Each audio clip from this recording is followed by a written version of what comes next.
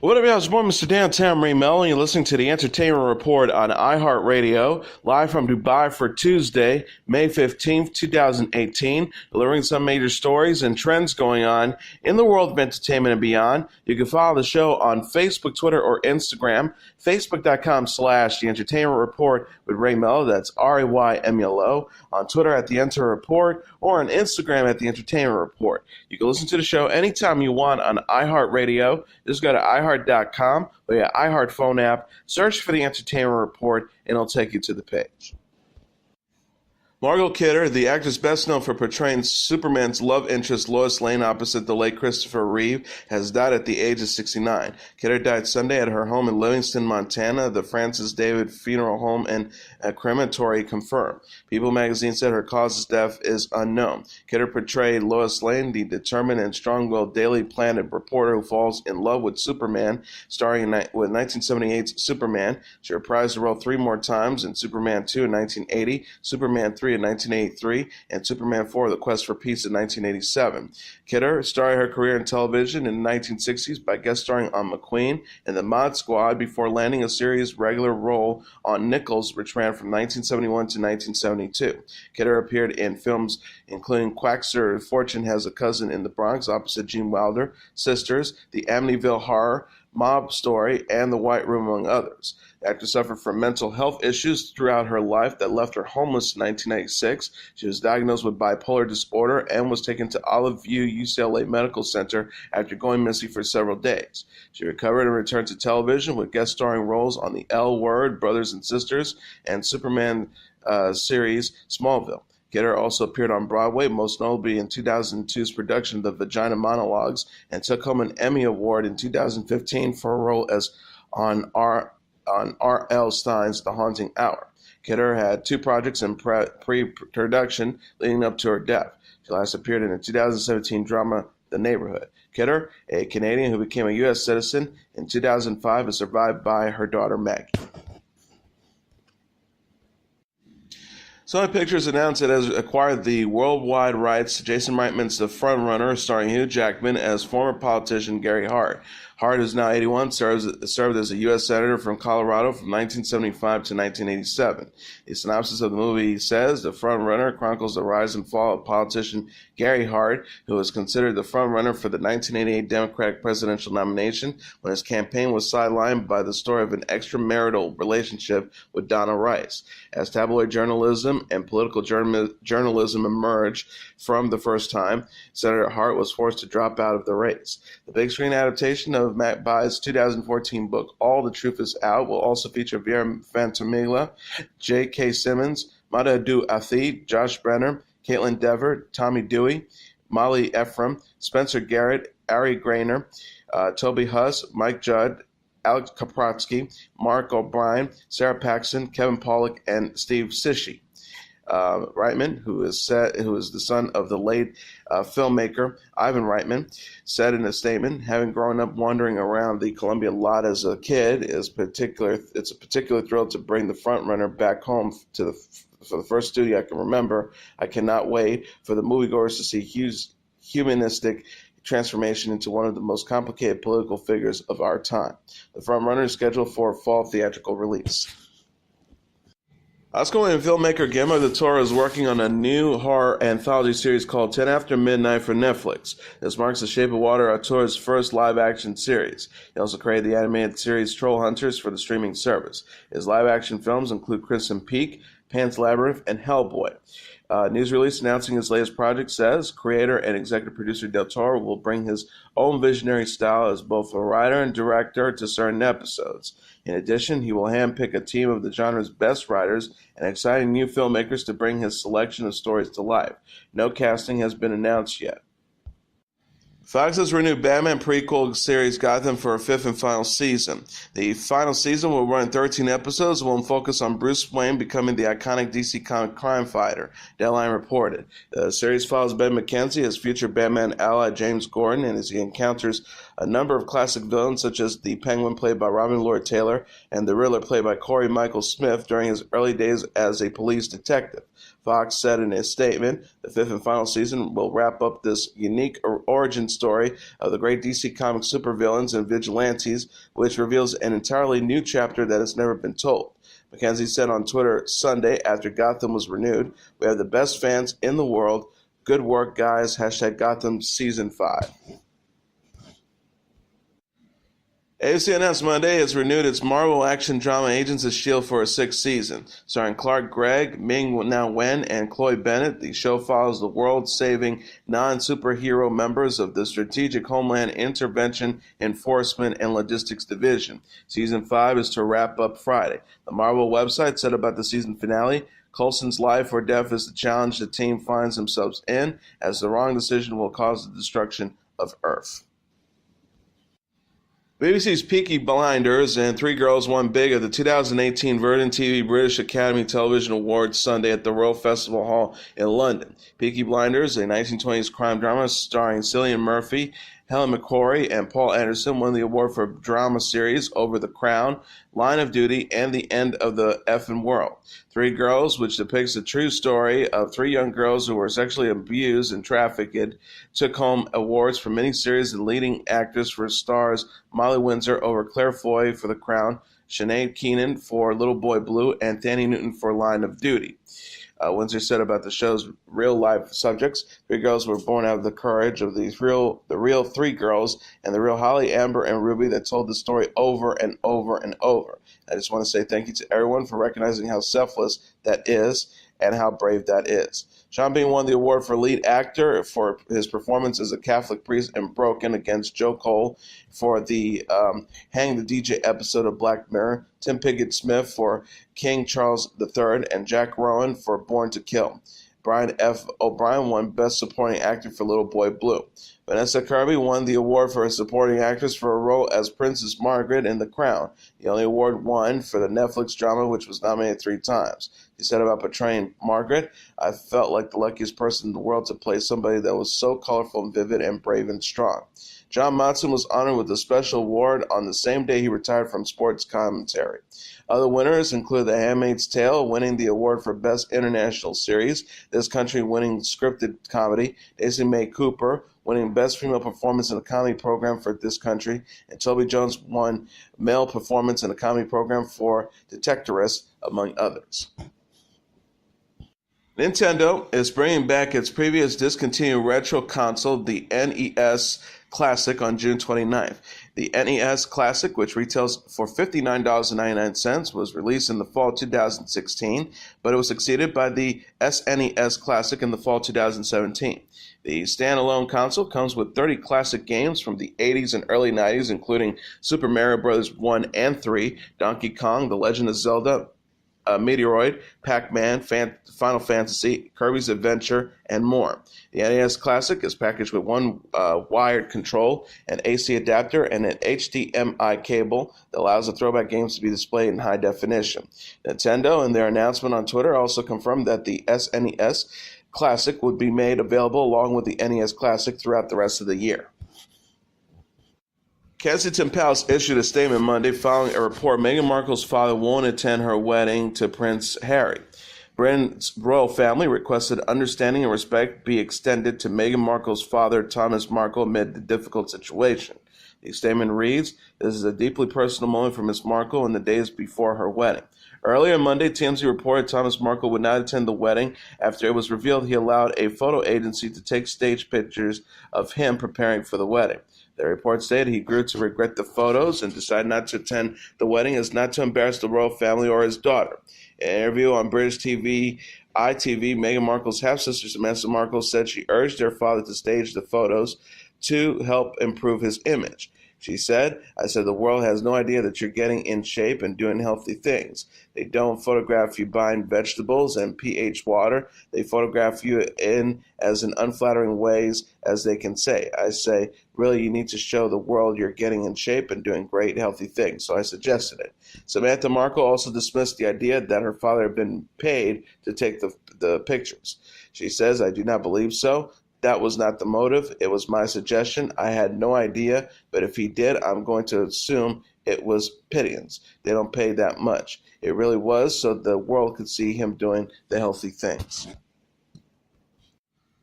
John Cena discussed his split from girlfriend Nikki Bella Monday on Today, with the WWE superstar saying that he still loves his former fiancée. Cena said to Hoda Kotb and Kathy Lee Gifford about the breakup, I had my heart broken out of nowhere, and for me, it was out of nowhere.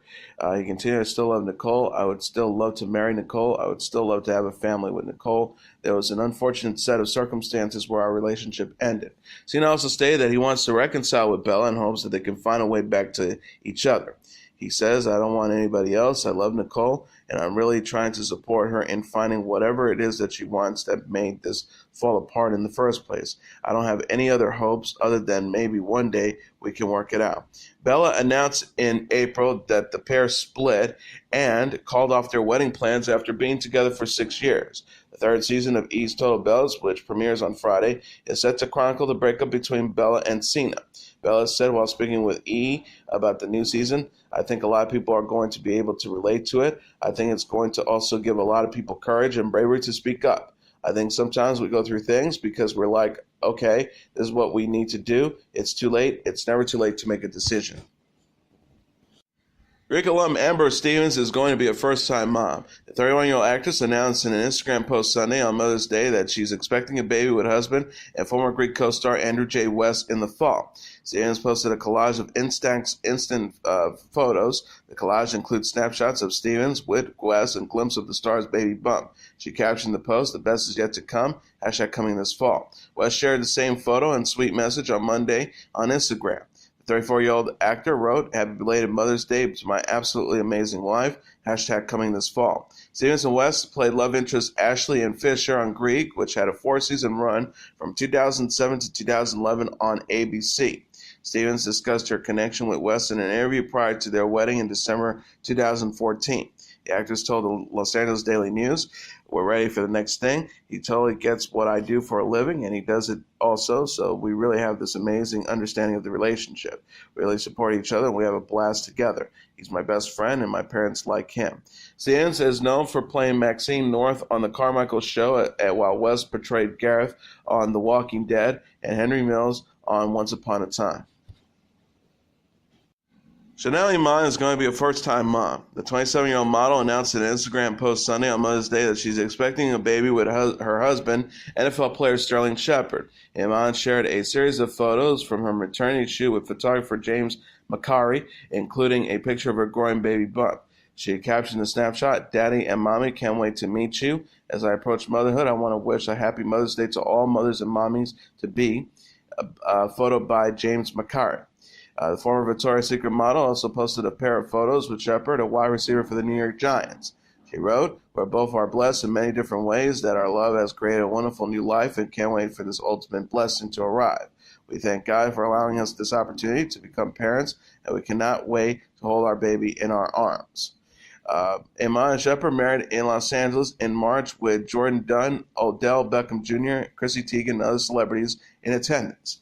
Iman said that her wedding was the most magical day of her life.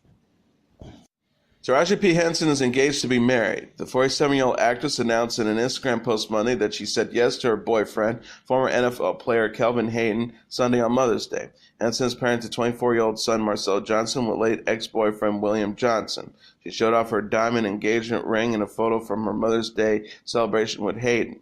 The star wrote, I said yes, y'all. He started with the Cartier Love bracelet, but that was my # Mother's Day gift, and then he dropped on his knees, and I almost passed out. # she's officially off the market, and she is so happy. # God is. Henson was first linked to Hayden in December 2015 with photos surfacing of her holding hands with the former Chicago Bears player. She confirmed the relationship on Essen's Yes Girl podcast in December. The actress says, I'm happy in my personal life. Finally, it has happened to me. I'm not the type of to blast my personal business, but, I think is important for people to know that I'm happy. I'm very, very happy. I just am. We've been together for 2 years. Henson is known for playing Cookie Lyon on the Fox series Empire. The show co-stars Terrence Howard, Rashid Y. Gray, Justice Smollett, and Trey Byers. It was renewed for a 5th season this month. Grey's Anatomy star Kevin McKidd is a dad of 3. The 44-year-old actor introduced son Aiden in an Instagram post Sunday after welcoming the infant with wife Ariel Goldrath. The black and white photo shows Goldrath sharing a sweet moment with his sleeping Aiden. Kid is also parents to 18-year-old son Joseph and 16-year-old daughter Iona with ex-wife Jane Parker.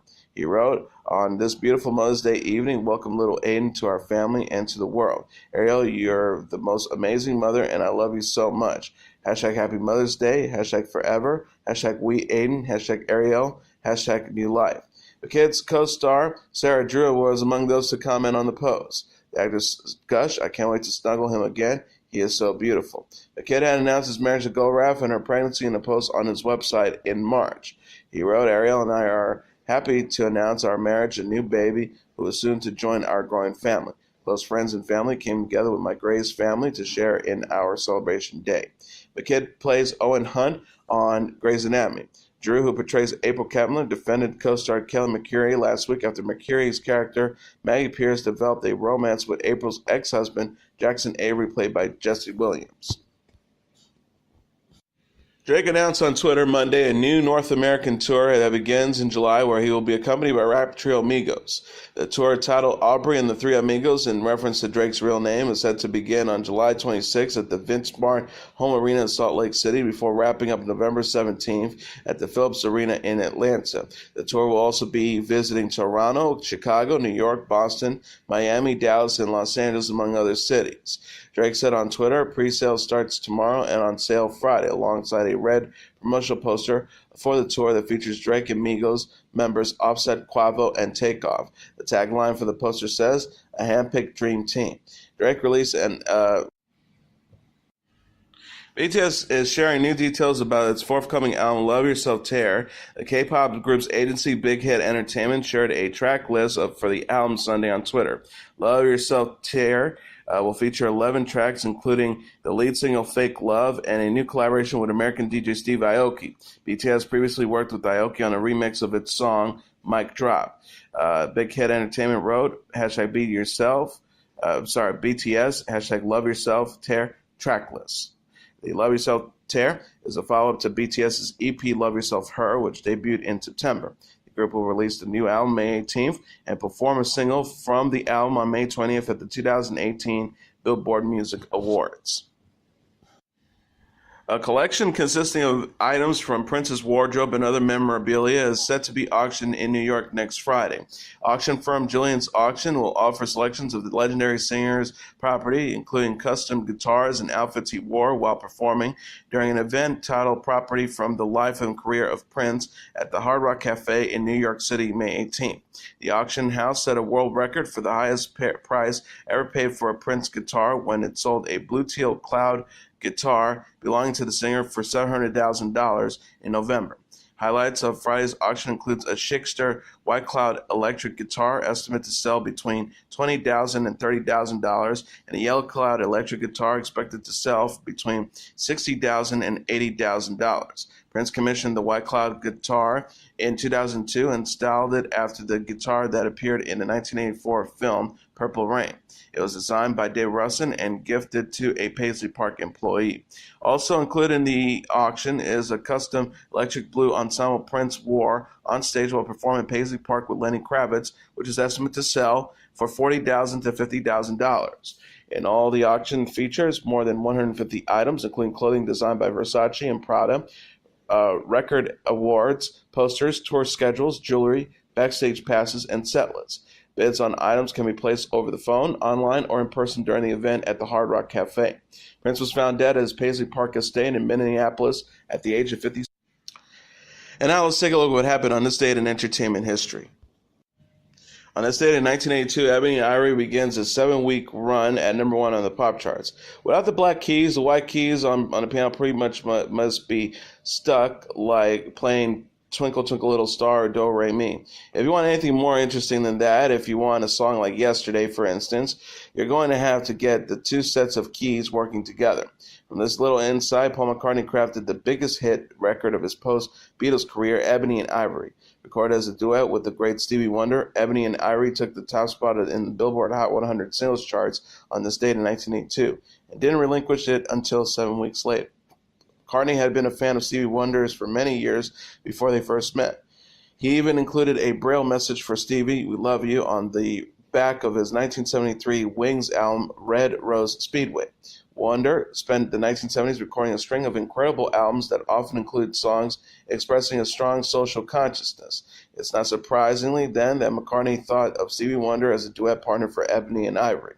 Stevie Wonder agreed, and his duet with Paul McCartney not only yielded a smash hit that topped the charts on this date in 1982, but also continued a trend towards pop music, towards power coupling that was particularly prevalent in the early 1980s. Following on the late 1970s success of pairings like Barbra Streisand and Neil Diamond's You Don't Bring Me Flowers, 1978, the period from 1981 to 1983 witnessed a significant boom in hits from such A-list power couples, including Stop Dragging My Heart Around, Stevie Nicks and Tom Petty in 1981, Endless Love by Diana Ross and Lionel Richie in 1981, Ons in the Streams by Kenny Rogers and Dolly Parton in 1983, and Say, Say, Say by Paul McCartney and Michael Jackson in 1983. And that is your entertainment report for Tuesday, May 15th, 2018. I'm your host, Mr. Downtown Ray Melo. I'll be back tomorrow to deliver some major stories and trends going on in the world of entertainment and beyond. You can follow the show on Facebook, Twitter, or Instagram. Facebook